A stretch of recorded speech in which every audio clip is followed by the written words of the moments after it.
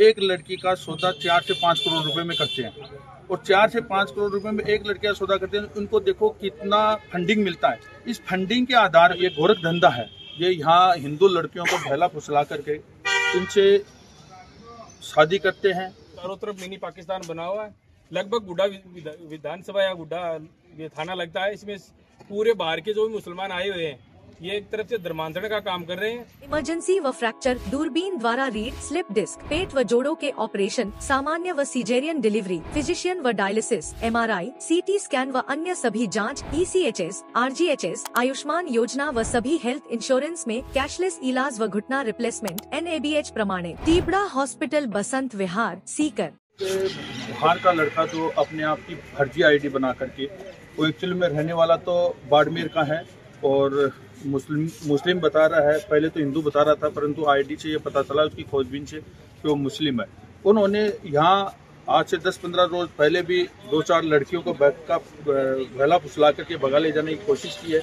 आज भी, कल के डेट में भी इसने एक लड़की की यहाँ से बहला फुसला कर भगा कर ले जाने की तैयारी में था। तो काफ़ी 1-2 दुकान वालों ने, किसी ने देख करके ये पता चला कि ये कोई मॉब लिंचिंग का या फिर लव जिहाद का या फिर धर्म रूपांतरण का कोई ऐसा मामला है। इसके लिए इनको वहाँ से पकड़ के पुलिस से हवाला किया। अभी उनके खिलाफ मुकदमा दर्ज हुआ है और कार्रवाई चल रही है। इनकी जो लोग यहाँ पैरवी करने के लिए आए हैं, चाहे वो किसी धर्म से हो, किसी जात से हो, उसके खिलाफ हम सब लोग यहाँ इकट्ठे हुए हैं और उनके खिलाफ भी कार्रवाई करेंगे। और फिर हम गोड्डा थाना अधिकारी को भी ये बोल रहे हैं कि पूरे हिंदुस्तान में जब ये चल रहा है कि बाहर से आए हुए कोई भी व्यक्ति है, तो वो किसी भी धर्म से है, पाकिस्तान से आया हुआ, उसका खोज करके बाहर निकालने की जो परंपरा चल रही है, उसके लिए भी हम पुलिस थाने में आज के हिसाब से अभी अनुरोध किया है कि ऐसा हो। आप ID की बात करें, 4 ID मिलती बता रहे हैं। सभी अलग अलग है, सभी अलग अलग ID हैं। तो क्या पता जेई साहब ने इसकी पूछताछ की है। आगे से इसका जो एक्चुअल आधार नंबर है उसके बारे में पता लगाया, तो पुलिस वाले ने ये बताया कि ये बाड़मेर का है और मुस्लिम है। आप कुछ दिन पहले उसी समय भी यही बंदा था, वो रो रही थी उस टाइम और वो ये छोड़ करके भाग गया था।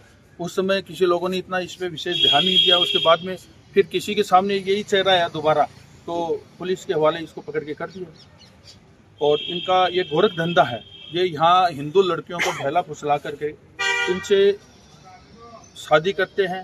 उनको कोई उनके पास कोई जादू टोना होगा, कोई मंत्र होगा, इसके इनके बहकाओं में वो लड़कियाँ आ जाती है। उनका ये 2-4-5 साल तो यूज करते हैं, फिर उनको धीरे धीरे या तो कहीं बाहर भेज देते हैं या कहीं इनका मर्डर कर देते हैं या कहीं इनका बीमार करके या बेहोश करके इनका एक अंग निकाल करके ये एक लड़की का सौदा 4 से 5 करोड़ रुपए में करते हैं। और 4 से 5 करोड़ रुपए में एक लड़की का सौदा करते हैं। उनको देखो कितना फंडिंग मिलता है। इस फंडिंग के आधार पे इनका एक गिरोह बना हुआ है। इन गिरोह के पास अच्छी क्वालिटी की गाड़ियां हैं। कोई किसी के पास फॉर्च्यूनर है, किसी के यूपी नंबर की है, किसी के DL नंबर की है, किसी के कहीं के, वो सब एरिया में अपनी रेकी करके और इस तरीका का ये एक जाल फैला रखा है। तो मेरा सभी हिंदू भाइयों से ये निवेदन है कि सब मिलकर के इन जैसे लोगों का ध्यान रख करके, यदि बाहर गाँव में कहीं ये बाहर से आए हुए हैं, कहीं व्यापार कर रहे हैं या कुछ किसी के खेत में बुआई कर रहे हैं या किसी तरीके के घूम फिर करके, ये हर आज अपने घर में देखते हैं बाहर गांव में कोई कंबल बेच रहा है, कोई कपड़ा बेच रहा है, कोई बर्तन बेच रहा है, कोई कुछ बेच रहा है। ये उससे उनकी रोजी रोटी नहीं चल रही है। ये वहाँ पूरी एक्सरसाइज कर रहे हैं कि किन के पास क्या है, किन के पास कितना है। ये पूरी रिपोर्ट ये अंतर्राष्ट्रीय स्तर पर जैसे पाकिस्तान को दी जा रही है, ऐसी दी जा रही है। लोग इन लोगों पे विश्वास नहीं करते हैं। हम लोग एकजुट होंगे तो इनका सामना करेंगे। और पुलिस वाले से हम भी ये कर रहे हैं कि यदि आपके काबू में नहीं आए तो आप हमारा सहयोग लीजिए, और आपके बस में नहीं रहे तो आप हमारा सहयोग कीजिए। हम इनका चुन करके इलाज कर देंगे। तो धर्म पूछ करके यहाँ हो रहा है। यहाँ किसी एक देखो, कोई इन लड़कियों का लड़की नहीं है, कोई भी मुस्लिम लड़की नहीं है, सब हिंदू लड़कियां हैं, सब हिंदू लड़कियों का। इनके मोबाइल में जितनी भी फोटो है वो सब हिंदू लड़कियों के है। ये धर्म नहीं है क्या? अच्छा, अन्य और भी लड़कियों की? हाँ, अन्य और भी लड़कियों के, वो लड़कियों के इसके मोबाइल में। अभी तो पुलिस वाले के कस्टडी में है वो, तो पूरी बात हमको बता भी नहीं रहे, दिखा भी नहीं रहे। तो आप पुलिस को क्या कार्रवाई चाहते हैं?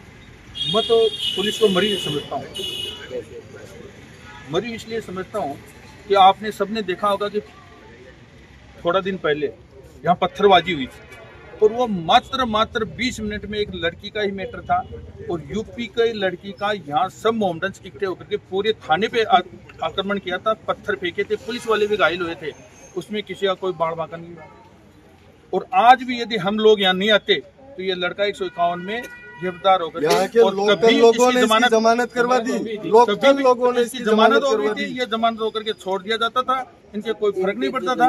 परंतु आज भी मैं पुलिस जमानत करवाने यहाँ उठा के मुसलमान यहाँ की कोई पन्ना देने वाले भी खुद बोल रहा है कि हमारी मांग ही है, चाहे वो पुलिस में रहता हूँ, चाहे तो वो पुलिस अधीक्षक सुने, चाहे राजस्थान का डीजी सुने, चाहे राजस्थान का मुख्यमंत्री सुने, चाहे देश का प्रधानमंत्री सुने, कोई भी सुने, हम कतई ये बर्दाश्त नहीं करेंगे।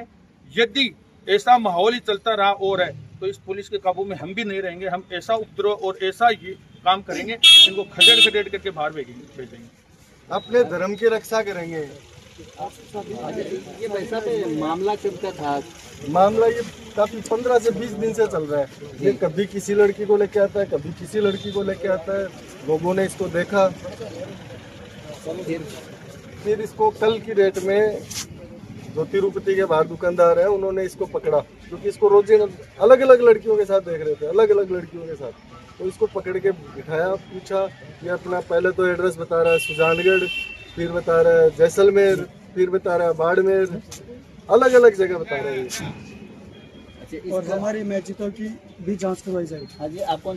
3 मस्जिद। ये लड़का भी मस्जिद में रहता था, वो जो अंदर पकड़ा है वो भी मस्जिद में रहता था। अच्छा, मस्जिद में ही रहकर आज वाला मैटर है उसका। यानी इनको जो पनाह देने वाला है कौन है, ये कहाँ से है, इसकी पूरी घंटा से जांच तो होनी चाहिए ना, कम से कम इनकी जांच तो करवाई जाए। इनके साथ और भी काफी लोग जुड़े हैं, आपको कोई? इनका बहुत बड़ा जाल है, केड़ के भी जुड़े हुए हैं, यहाँ के लोकल लोग केड़ जुड़े हुए से, हैं, सुल्ताना से, जगह देने वाले हैं ना वो मस्जिद में वो औरत यहाँ की लोकल लड़कियों को अपने चक्कर में फंसा के और ऐसे लफंगों को सौंपती है, हिंदू लड़कियों को पकड़ती है वो, और इन आवारों को इनको देती है कि ये हिंदू लड़की है, इसको मैंने सेट कर दिया, तू ले जा।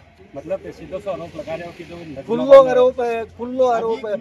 वो एक मीडिएटर का काम कर रही है, बीच में एक दलाल का धंधा कर रही है, और केड में सबसे ज्यादा ये धंधा चल रहा है। और जैसे केड के चारों तरफ मिनी पाकिस्तान बना हुआ है, लगभग गुड्डा विधानसभा या गुड्डा ये थाना लगता है, इसमें पूरे बाहर के जो भी मुसलमान आए हुए हैं, ये एक तरफ से धर्मांतरण का काम कर रहे हैं, और एक भी मुसलमान यहाँ का नहीं है, सब बांग्लादेशी, रोहनिया, सब बाहर के मुसलमान है टोटल, एक भी मुसलमान यहाँ का नहीं है। आज सभी हिंदू भाई एक नहीं होंगे तो कभी एक नहीं होंगे, और सभी बटेंगे तो कटेंगे अपन, ये लोग फायदा उठाते रहेंगे, और ये लोग अपना फायदा उठाते रहेंगे।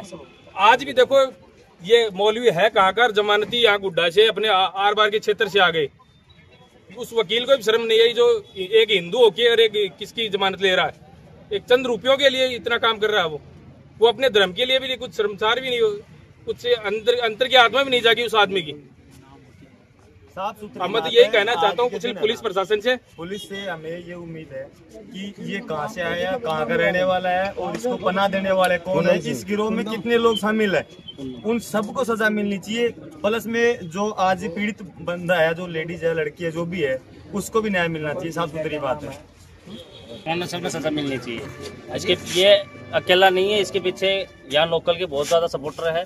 ये बाड़मेर से आके यहाँ पे ऐसा काम नहीं कर सकता था, क्योंकि इसके पीछे कोई न कोई है, लोकल है, तभी ये काम कर पा रहा है। लोकल सपोर्टर है, गुड्डा का लड़का इसकी जमानत देके चला गया। गुड्डा क्षेत्र का पूरा गिरोह लगा है, जैसे जाफर जी है, वो कोई बिजनेस करते हैं अपना, वो भी जाफर जी है, जो भी है वो जाफर जो भी है वो, एक वकील साहब आए थे, वो शेखावत से पूनम नाम है उनका, पूनम नाम है उनका, वो चंद रुपयों के लिए अपने धर्म की तरफ ही नहीं देखा उन्होंने। मत यही पुलिस प्रशासन के निवेदन करता हूँ, पहले पंजीगाबाद में एक औरत मर गई थी, बताओ जल्दी खदेड़े यहाँ से, और अपना बरवाटी क्षेत्र शांत करे एकदम से। 5 महीना पहले एक पंजीगाबाद में एक जगह है 12 आयडा ही मोमडन जो खेती बाड़ी को करे, बाकी एक लुगाई मर गई। कोई को खेत कोई बाबा के लिए दे रहा कि अभी खेत कमाई नहीं, बिना कुटिया के अंदर ही और दफना दी। गाँव को विरोध हो जना बिन खोद की काटा वापस, बताओ पूरी बात। फिर निकाल के बिना फिर गेट में तो वापस दफनाई गई। वो बाहर का रह रहा है, यूपी साइड का रह रहा बड़े, बाकी लेडीज खत्म होगी बिना बड़े दफनाती पे, फिर वो वापस सहयोग से निकला के वापस इन कराई बात। बहुत बड़ा कांड था यार। साहब हर खेत में देखा बड़े कब्जो कर रहे हैं ये जमीना पर कब्जो कर रहे हैं। दूसरी बात ये कि मैं सभी गुड्डा क्षेत्र की जो भी किसान भाई हैं जो खेत किराए पे दे रखे हैं उनसे निवेदन करता हूँ इन बांग्लादेशी इन रोहिणी से अपना खेत वापस ले ले और किसी हिंदू भाई को 2 रुपए ज्यादा दे दो, क्या दिक्कत है, वो भी अपना पेट भरेगा।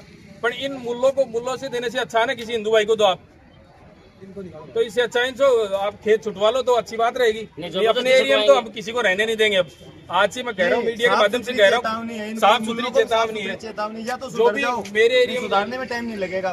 खेत दे रखे। भारत माता की जय, भारत माता की जय, भारत माता की जय।